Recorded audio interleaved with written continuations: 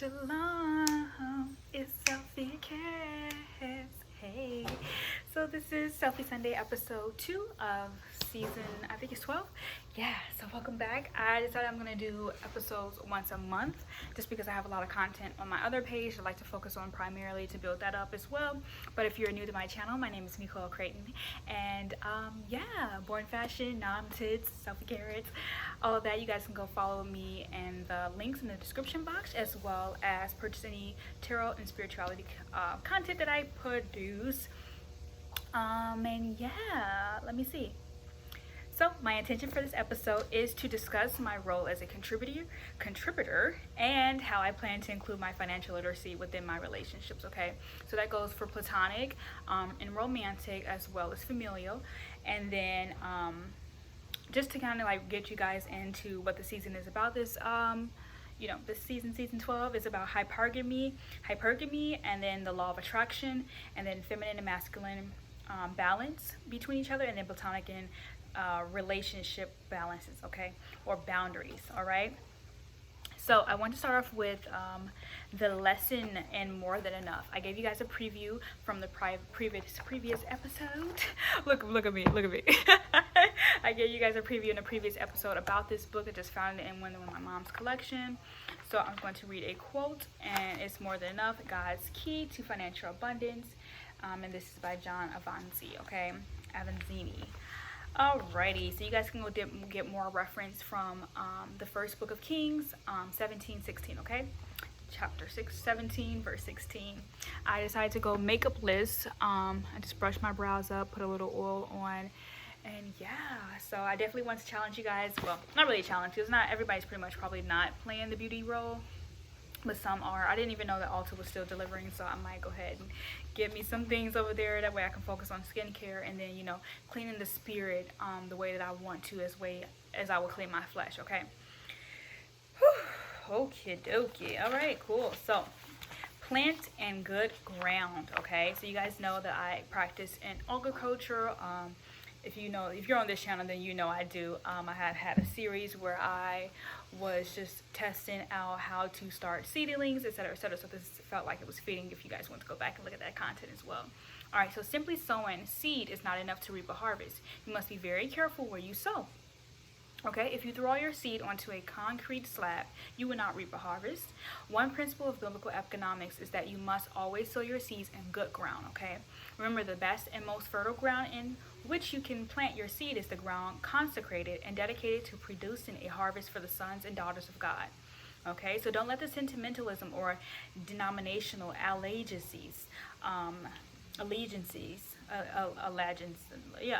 sway you away from the best ground in which to plant your seed, okay? So when times are financially difficult, you can reap your most abundant harvest by planting your precious seeds into God's proven producing works, okay? So your economic circumstances establish the value of seeds you plant. The money seeds of God's children are the most precious when they are scarce. When your money seeds to be put into God's work are very scarce, take comfort and let your faith grow by what God says about your precious seeds, okay? So this is from Psalms chapter 126, verse 6. He that goeth forth and weepeth barren precious seed shall doubtless come again with rejoicing, bringing his sheaves with him, okay?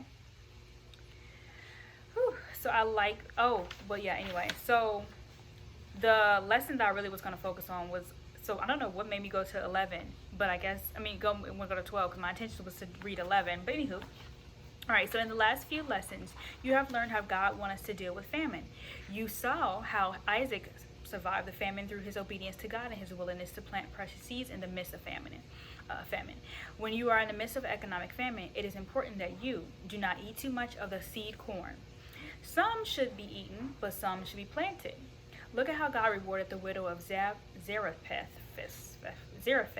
I'm going to just call her that, for her willingness to obey and follow his principles of biblical economics. You will find the complete details in King, as we referenced earlier, the first book of Kings, chapter 17, verse 8 to 16, okay? So the little widow was nearly out of food. She had only enough for one final meal. When Elijah asked her for a morsel of bread, she replied, I have not a cake, but only a handful of meal in a barrel that I may go and prepare it for me and my son, that we may eat it and die. Okay? So the child of God, this little widow was experiencing her own personal famine. She was down to her last meal, but Elijah exhorted her to share her last cake with him, okay? Elijah represented God much in the same way churches and ministers do today. He promised if she obeyed, then the bearer of meal shall not waste, be used up, until the day that the Lord sendeth rain upon the earth, okay? The turning point was when she finally, or actually, gave the food away. The world would have told this little widow that it was sensible to hoard her small bit of remaining meal, to keep what little she had for her and her son before they die. But God works by different principles. She was exhorted to share her meal with God's ministers, and then let God provide the harvest. She literally planted seed in the darkest of the famine, because Elijah convinced her that if she planted seeds, she would reap a harvest. So the little widow obeyed and met need of the man of God. As a result, her willingness to plant the seeds and her refusal to observe the winds and clouds of famine, God miraculously met her need. So the barrel of meal was not used up, neither the cruse of oil failed, okay, according to the word of the Lord, which he spake by Elijah. Oh, I like that word, spake. So he spoke to Elijah through her. So that was the vessel that she was speaking through, okay? That was Elijah is the vessel that, like the messenger. He's the angel, that's the earthly angel, okay? So remember the golden rule, with works as well as man, which I have in the description box for you guys below. What you want done for yourself, you must first do for others. When you help the need of God and his workers, he will meet your needs. Whatever you want men to do to you, do also to them. So that's in Matthew chapter 7, verse 12, okay? So that was in this book, More Than Enough. This is the key to financial abundance, God's key to financial abundance, okay? So that was in the lesson 2, but I also read lesson 12, which is interesting. Oh, that was a lesson 11. But it was in chapter 2. That's why I put that. Anyway, so keywords of this episode is going to be lack, which is deficiency or absence. And then willpower, the strength to carry out one's wishes or plans, okay? So her plan was to carry out just for her and her son, which she wouldn't have saw the day of, because she already had the lack mindset that she was going to die, right? Like, oh, I'm just gonna die, me and my son, nothing left to give, nothing left to give him. You know, she wasn't really in, I think that Elijah came into her life to really share with her, to really share with her the importance of instilling and speaking abundance into your a man's life. You know, Elijah, the baby, you know, her son was a baby, but he was also developing a sense of lack spirit as well. So she had to recalibrate him, and Elijah came in just in time to recalibrate the child, because the child would have been like, my mom over here thinking we're about to die. She's basically gonna kill us because she don't want to be selfish. You know, she want to be selfish. She want to be selfish. But really, that was a pivotal moment to really help and shape the baby, the seed, the son, into a being of, you know, because sometimes you can get, I mean, imagine if Elijah was a friend, you know, imagine if Elijah was your girlfriend. He came over like, girl, give me some of your little food or whatever. And you like, no, I only have this for me and my child. And then you like, what?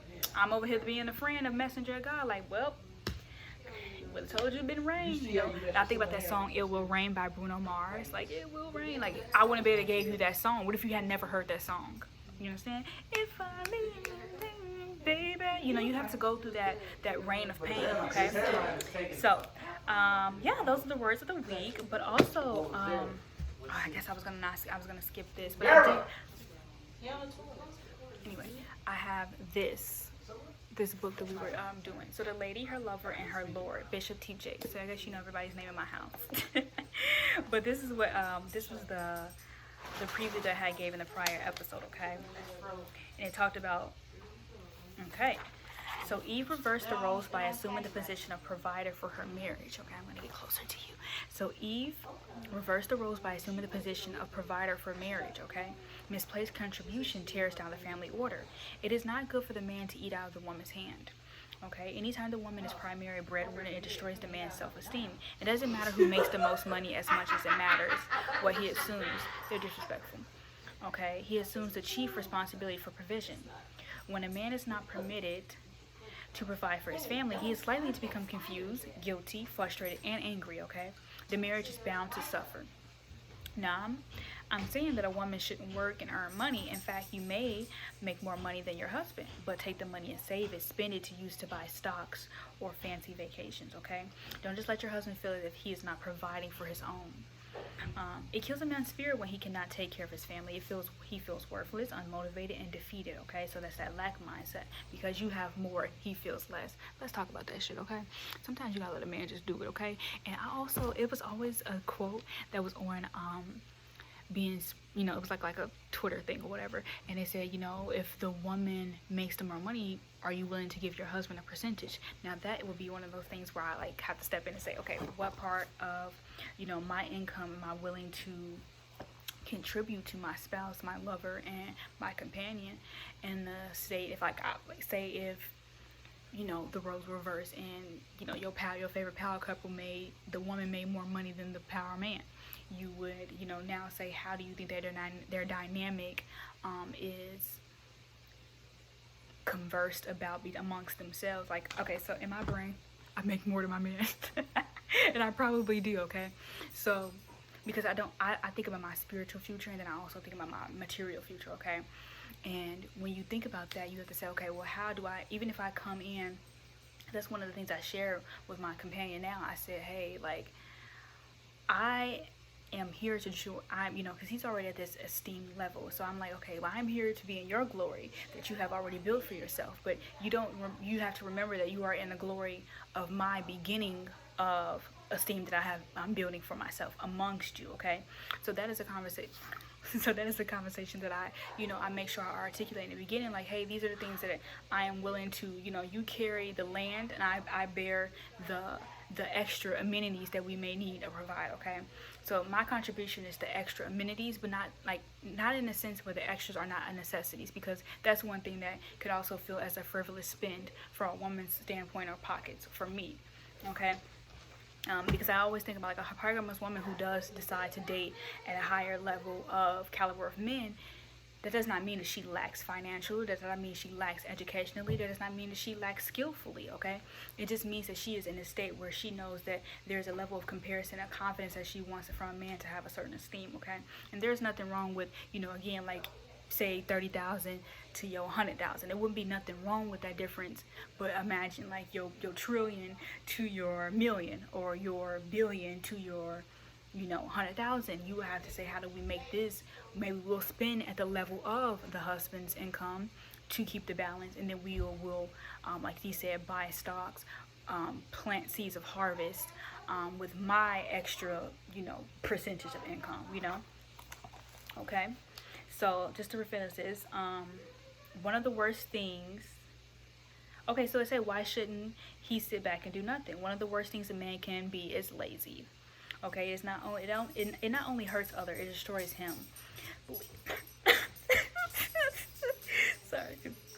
Please let him take care of you, okay? Let him take care of your problems. Teach your son to take care of his family. It will not only bless them, it will help him to be whole and complete, okay? But remember, women, it's not your job to make a man feel whole and complete. I tell you that, okay? But I think that's also creating a platonic boundary between you and money, because you have to have a relationship with money to even receive money. I think it's also creating a relationship boundary between you and your partner. Like, hey, these are my boundaries. This is what I've earned.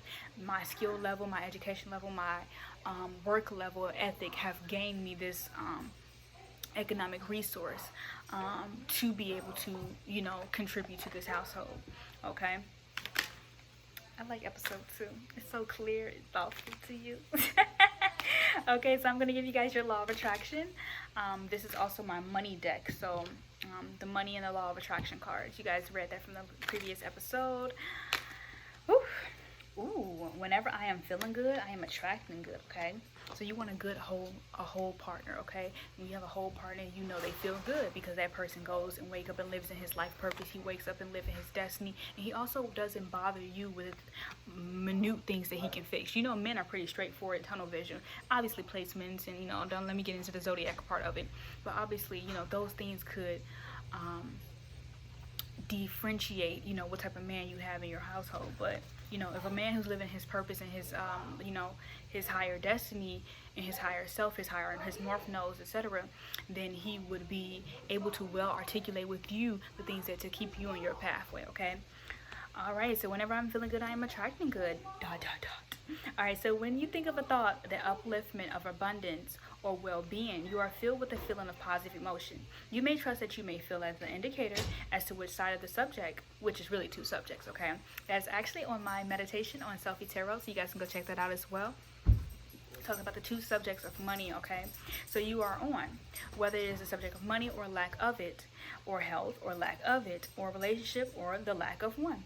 Always when you feel good, you are in a place of attracting that which you are wanting, okay? Always when you are in a place that feels good, you are in, our praise success whenever I see it. Hey, see, like a man like that, he will be able to praise you and with the correct mindset. That way his tongue is praiseworthy, okay? A former friend of mine, she said, and I was young when she said this. That's how I knew, like, you know what I mean? That's how I knew she was getting killer advice. Because she said, when a man is not a boss of his own world and his own destiny, but she just said like that. Of course, I'm rephrasing and making it a lot more juicier. But she just said when a man's not a boss, he literally, or not in a higher economic position with himself, he literally fucks it up for everybody. Like, he is not happy with anything, so he destroys things around him, okay? And that is that same vibration of, okay? A man who makes 100,000 in his north node should not be able to tear down a person who's vibrating or who has the millions, because again, you are still in that same, vibrational level. You have to think either you lack the money or you don't lack the money because you're with somebody that does have the money. Do you understand? So that's that mindset that you have to, co-create with your partner when it comes to sharing financial differences, okay? But yeah, thank you guys for tuning in. Yeah, I did just upload a episode on my podcast that pretty much supports this episode as well. So I did that on my morning meditation walk. But yeah, you guys go check that out. Thank you for tuning in. And I want to do a little freestyle real quick. So when you lack, you're back, and you don't want to go to that, because when you go to that, you're gonna have to back. No, I'm just kidding. I'll see you guys later. Shalom.